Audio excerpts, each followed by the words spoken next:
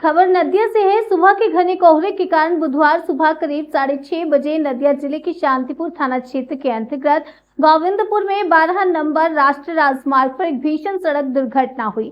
इस हादसे में मछली व्यापारी कासिम दफादार की मौके पर मौत हो गई, जबकि टोटो में सवार 2 अन्य व्यक्ति गंभीर रूप से घायल हो गए। स्थानीय सूत्रों के अनुसार दिगनगर निवासी कासिम दफादार प्रतिदिन की तरह गोविंदपुर मछली बाजार से मछलियां लेकर दिगनगर की ओर जा रहे थे और तभी आपको बता दें, विपरीत दिशा से आ रहे रेत से भरे डंपर ने उनके टोटो को जोरदार टक्कर मार दी। टक्कर के कारण टोटो बुरी तरह से क्षतिग्रस्त हो गया। घायलों को तुरंत शांतिपुर स्टेट जनरल अस्पताल में भर्ती कराया गया है। घटना की जानकारी मिलते ही शांतिपुर थाना और रानाघाट पुलिस जिले के कई उच्च अधिकारी मौके पर पहुंचे। इस दुर्घटना के बाद 12 नंबर राष्ट्रीय राजमार्ग पर काफी देर तक यातायात बाधित रहा। इस हादसे ने मृतक के परिवार को शौक में डाल दिया। হটে বলুন একটু। গাড়িটা এখানে সিগন্যালে দাঁড়িয়ে ছিল, ডাম্পার এসে মেরে দিয়েছে। কটার সময় হয়? পুরো 6:30 বাজে। গাড়িতে কে কে ছিলেন, কজন ছিলেন? গাড়িতে আমার কাকা ছিল, দুটো কাকা ছিল, এক ড্রাইভার ছিল। তাদের কি অবস্থা আছে এখন?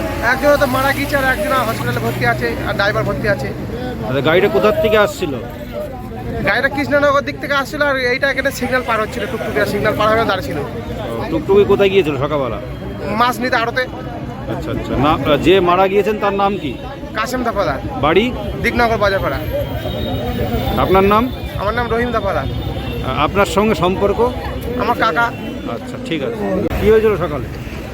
আজকে আনুমানিক সকাল 6:45 নাগাদ খবর পেলাম যে এরকম গোবিন্দপুর সিগন্যালের এখানে একজন মাছ ব্যবসায়ী মাছ নিয়ে ফিরছিল, তাকে ডাম্পারে চাপা দিয়েছে।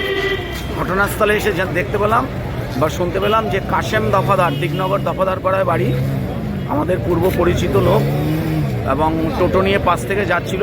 ডাম্পার উল্টো দিক থেকে ভুলভাবে এসে তাকে চাপা দিয়ে দিয়েছে এবং স্পটে ডেড হয়ে গেছে। খুব মর্মান্তিক ব্যাপার। অসহায় ফ্যামিলি, আমরা সব অসহায় ফ্যামিলিটির পাশে রয়েছি এবং প্রশাসনের কাছে আমরা দাবি করছি যত দ্রুত সম্ভব যে আমাদের সাইড থেকে সাইড রোড না হলে খুব অসুবিধা, মানুষ পারাপারে খুব অসুবিধা হচ্ছে।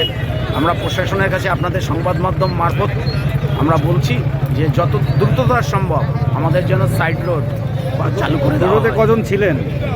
টোটোতে আনুমানিক শুনলাম এখানে এসে যে 3 জন ছিলেন, 2 জন হসপিটালাইজড আছেন, একজন স্পট ডেড হয়ে গেছে। যে মারা গিয়েছে তার নাম? কাশেম দফাদার, দিগনগর দফাদার পাড়ায় বাড়ি। আপনার নাম? Soumendra Narayan Das, Shantipur block INTTC president.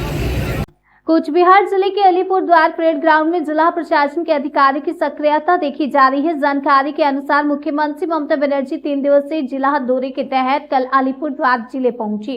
आज दोपहर के समय वह अलीपुर द्वार, कूच बिहार और जलपाईगुड़ी, इन तीनों जिलों के प्रशासनिक अधिकारियों के साथ बैठक करने अलीपुर द्वार परेड ग्राउंड आएंगी।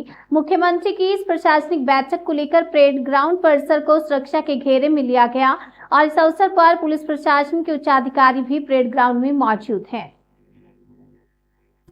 रानाघाट के ऐतिहासिक स्पोर्टिंग क्लब ने अपने 100 साल पूरे कर लिए हैं। यह वही क्लब है जहां स्वयं नेताजी सुभाष चंद्र बोस आए थे और इस उपलक्ष्य में गुरुवार को भव्य ये पदयात्रा का आयोजन किया गया। इस पदयात्रा में देश के प्रसिद्ध फुटबॉलर कृष्ण मित्र, जो इस स्पोर्टिंग क्लब के खिलाड़ी रह चुके हैं, और साथ ही साथ मोहन बागान और ईस्ट बंगाल के पूर्व खिलाड़ी प्रशांत बनर्जी, संग्राम मुखर्जी, सुमित मुखर्जी और दुलाल विश्वास ने हिस्सा लिया।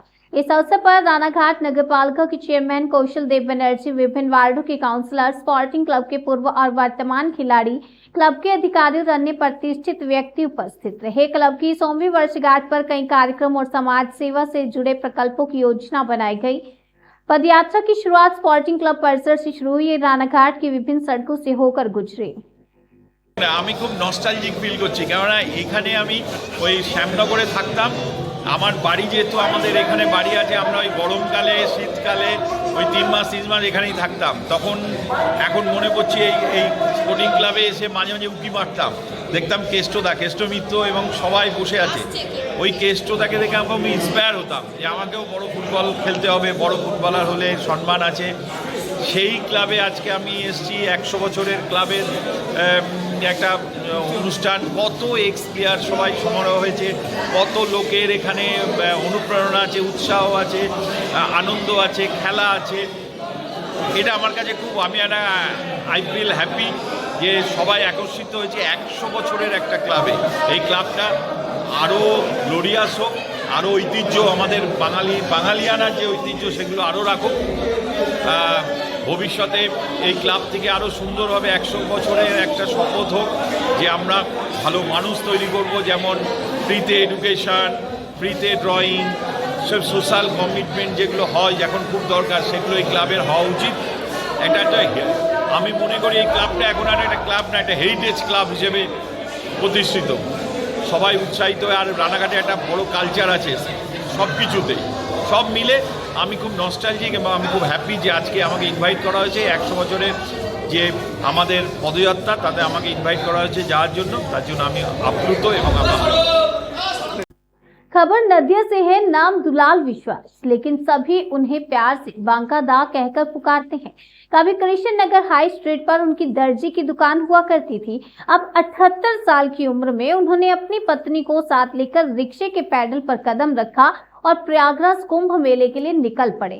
पहले रविवार वे अपने साइकिल प्रेमी दोस्तों के साथ विभिन्न स्थानों पर साइकिल यात्रा पर जाया करते थे प्रत्येक रविवार, और उनकी स्वैच्छिक संस्था की पहल पर नदी बचाओ जल बचाओ जैसे अभियानों में वे सबसे आगे नजर आते थे। इस बार उनका सफर कुंभ मेले तक है, लेकिन तीर्थ यात्रा के लिए नहीं। वे कुंभ में लाखों लोगों के बीच नदी, पर्यावरण, जल संरक्षण का संदेश फैलाने जा रहे हैं। करीब 12 साल पहले उनके दोस्तों ने उनके लिए एक विशेष वैन रिक्शा तैयार किया, जिसमें लोहे की चादर लगाई गई। वह व्यवस्था इसलिए की गई थी क्योंकि उनकी पत्नी स्वर्णलता देवी ने कामाख्या मंदिर यात्रा में उनके साथ जाने की इच्छा जताई थी। साइकिल से इतनी लंबी यात्रा करना संभव नहीं था, इसलिए रिक्शा बना। इसमें यात्रा के लिए जरूरी सामान और एक म्यूजिक सिस्टम भी है। दुलाल विश्वास पहले ही कृष्ण नगर से रवाना हो चुके हैं। फोन पर मिली जानकारी के अनुसार वे अब वर्धमान पार कर कुंभ की ओर बढ़ रहे हैं।